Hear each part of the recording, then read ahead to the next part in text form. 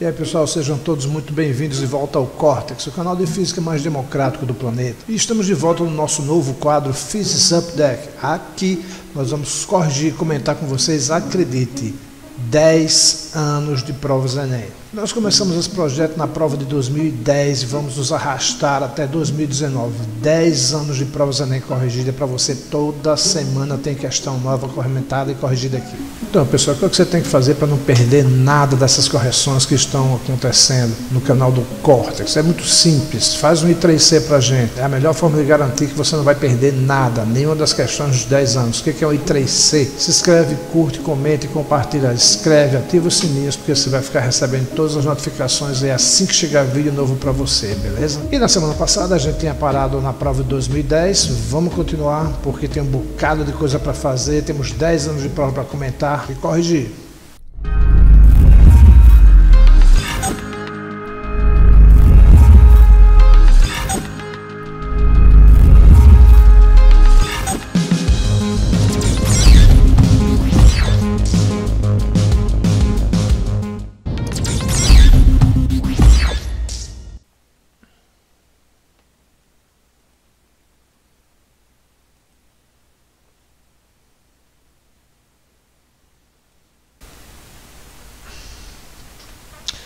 Bom, vamos notar mais uma questãozinha aqui. Essa questão é muito bacana, falando sobre o planeta Júpiter, o grande gigante gasoso, né?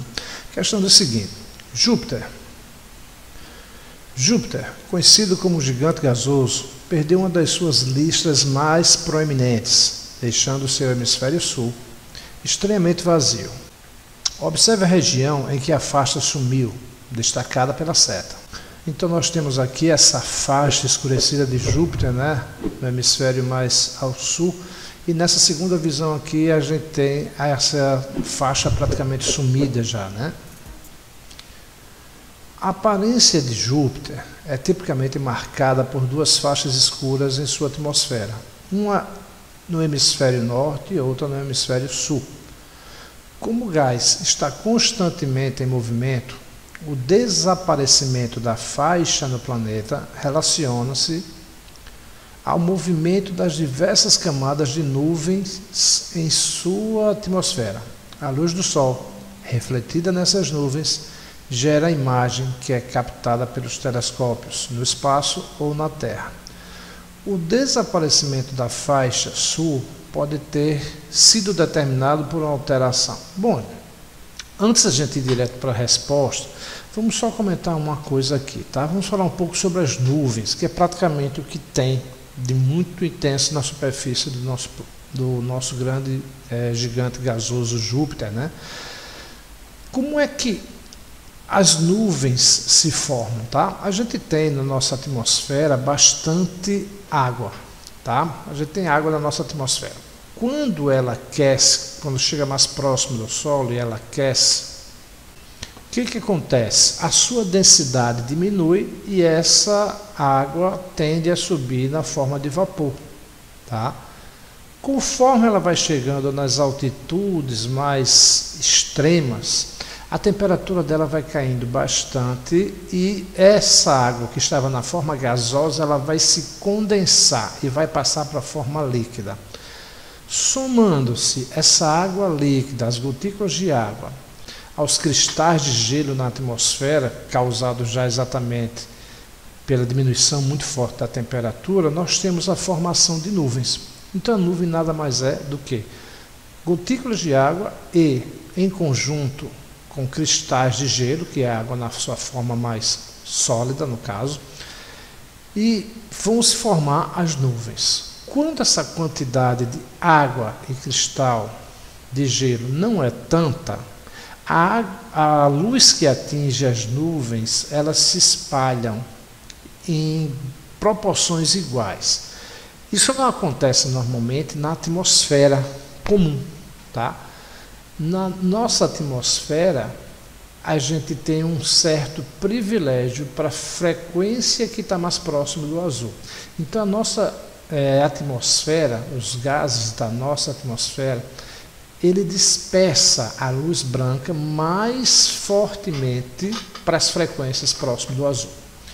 Já quando nós temos a nuvem, composta, como a gente já comentou, de gotículas de água e cristais de gelo, essa dispersão ela não é privilegiada para uma frequência. Ela acontece para todas as frequências de cores, vermelho, laranja, amarelo, verde, azul e violeta. E quando a gente junta todas as frequências de cores, nós temos o quê? A cor branca. Por isso que as nuvens são branquinhas, como algodão, né? Quando elas são relativamente baixas ou pouco espessas, né? Bom, o que acontece? As nuvens de tempestades são nuvens também do mesmo jeito, formadas de gotículas de água do mesmo jeito e cristais de gelo, só que muito mais grossas, muito mais espessas. A gente vai ter nuvens aí com camada cada vez maior. Então, a luz que vai penetrando nessa nuvem, tá? Vindo do Sol, ela vai sendo dispersada por essas gotículas de água e cristais de gelo. Ela vai sendo cada vez mais dispersa. Só que cada vez mais você vai ter menos luz e menos luz para ser dispersada conforme ela vai descendo dentro da estrutura da nuvem. Chega um momento em que praticamente nenhuma luz consegue mais chegar nas camadas mais baixas da nuvem para poder ser dispersada e chegar aos nossos olhos. Por essa falta de luz é que nós tendemos a ver as nuvens de tempestades, de chuvas, mais escuras, mais acinzentadas, escuras, né? Mais se aproximando até do preto, quando for o caso de nuvens muito pesadas. Esse é o motivo. Tanto é que, normalmente, quando as nuvens se fecham, a gente tende a perceber que nós vamos ter um dia mais escuro, né? Porque exatamente dificulta essa passagem da luz. Então, basicamente, é devido ao fato da nuvem se tornar muito espessa, né? Muito densa. Então, quanto mais densa ela for, mais espessa ela for, mais ela tende a escurecer. Então, o que aconteceu aqui em Júpiter, basicamente pode ser um resultado dessa densidade.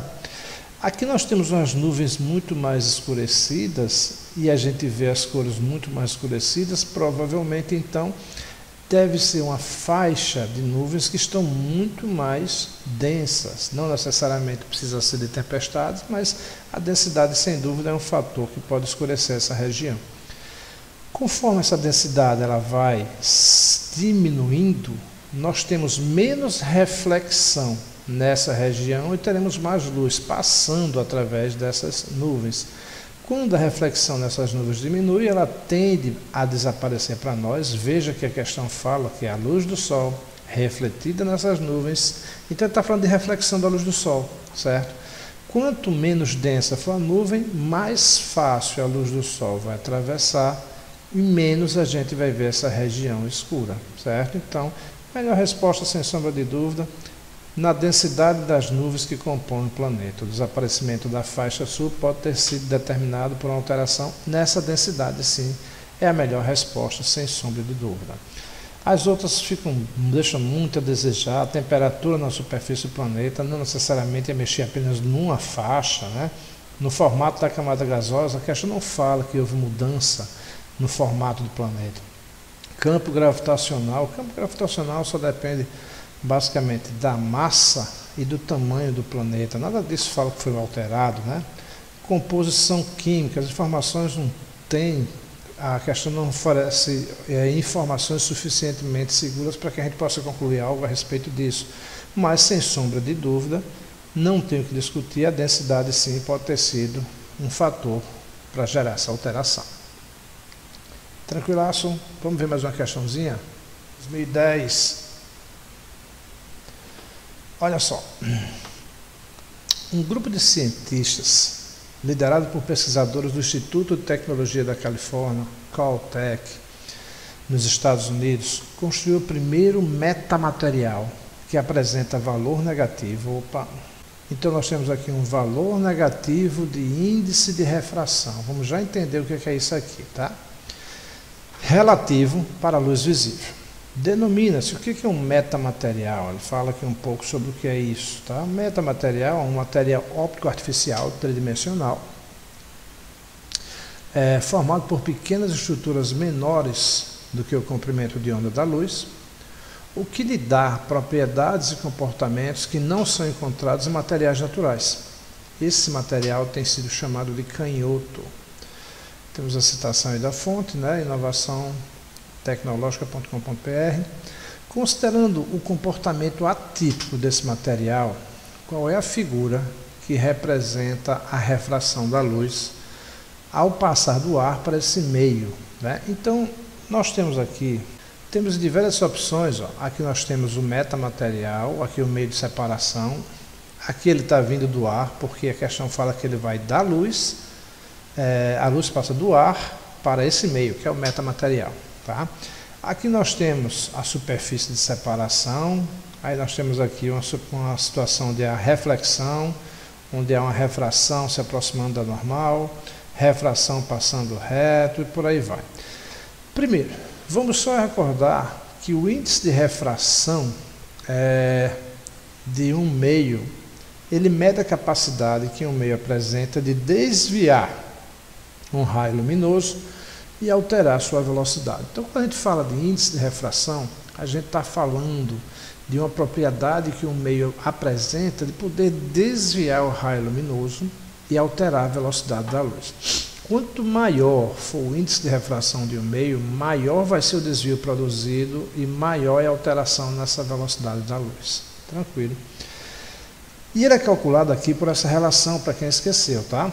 Índice de refração absoluto é a velocidade da luz no vácuo dividido pela velocidade da luz em um meio. Exemplo, se você quiser calcular o índice de refração absoluto de um cristal, você vai dividir a velocidade da luz no vácuo pela velocidade da luz nesse cristal que você quer calcular o índice de refração absoluto, certo?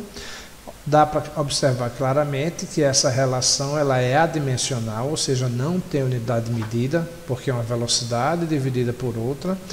E a segunda coisa que dá para se observar claramente é que esse valor sempre vai ser maior do que 1, porque essa velocidade, que é a velocidade da luz no vácuo, sempre vai ser maior do que essa. No máximo vai ser igual, que é quando você quer calcular o índice de refração no próprio vácuo, aí vai ficar C dividido por C é 1.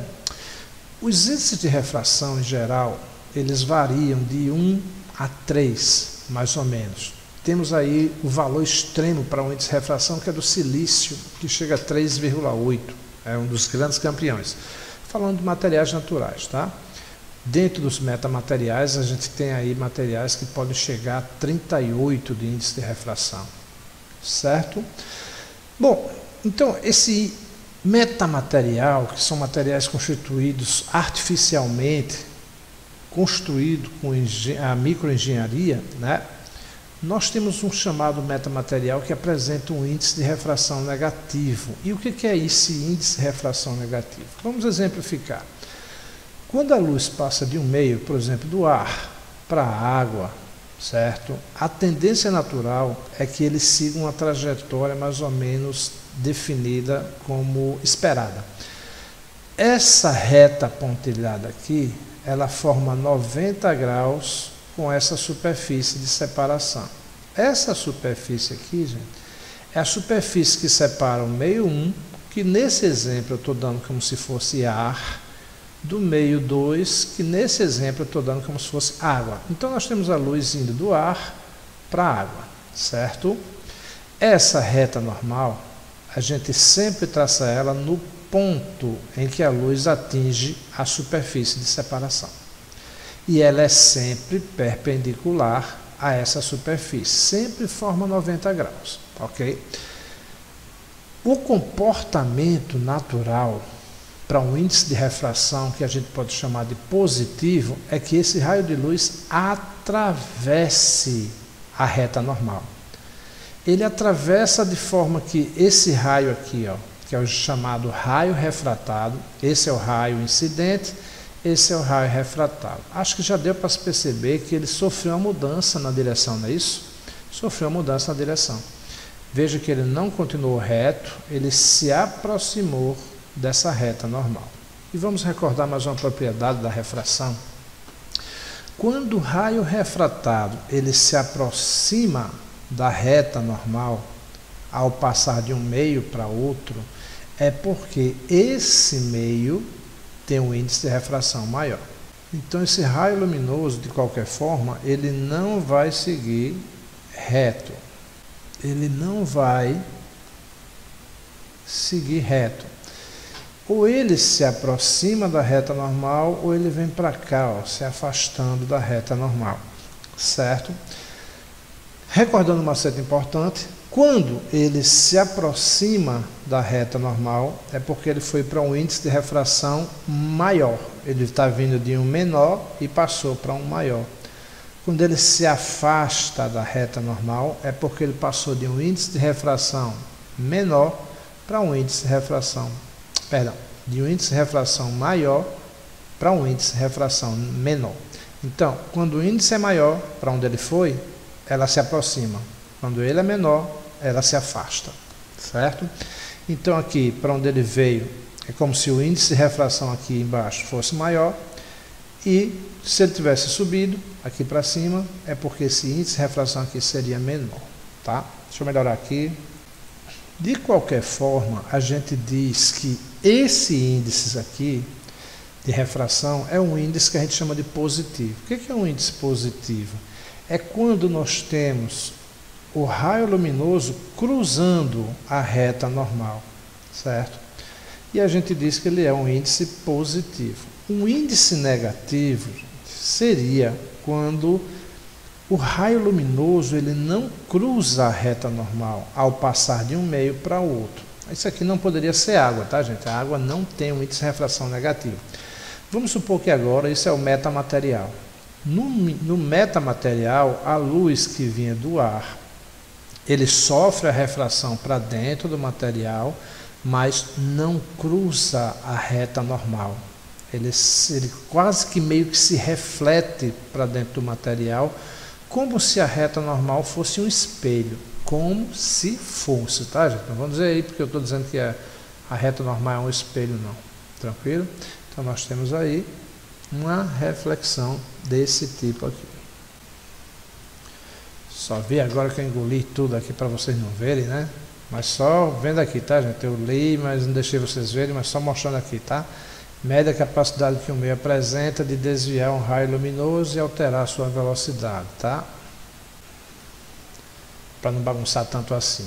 Pronto.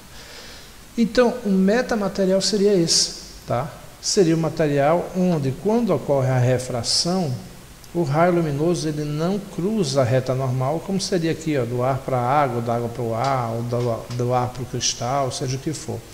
Metamaterial ele não existe na natureza, ele não é natural, ele é construído em laboratório. Isso aqui dá margens para a criação de coisas fantásticas, como por exemplo lentes muito mais poderosas e também o famoso manto da invisibilidade, né? Que seria capaz de fazer a luz sofrer um desvio de forma que não chegasse aos olhos de quem está observando certo objeto, por exemplo, tá? Seria a ideia do manto da invisibilidade.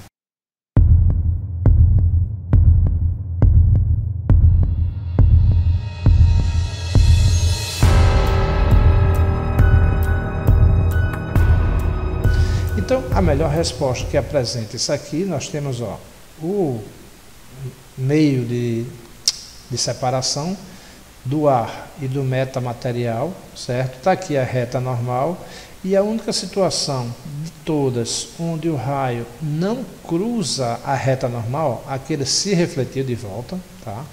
Nem é um caso, nem entrou no metamaterial. Aqui ele cruzou a reta normal, aqui ele cruzou a reta normal, aqui ele sumiu, evaporou. Então a única opção realmente, com certeza, é a letra D, tá? Que seria o melhor, que representa um índice negativo de comportamento para o metamaterial.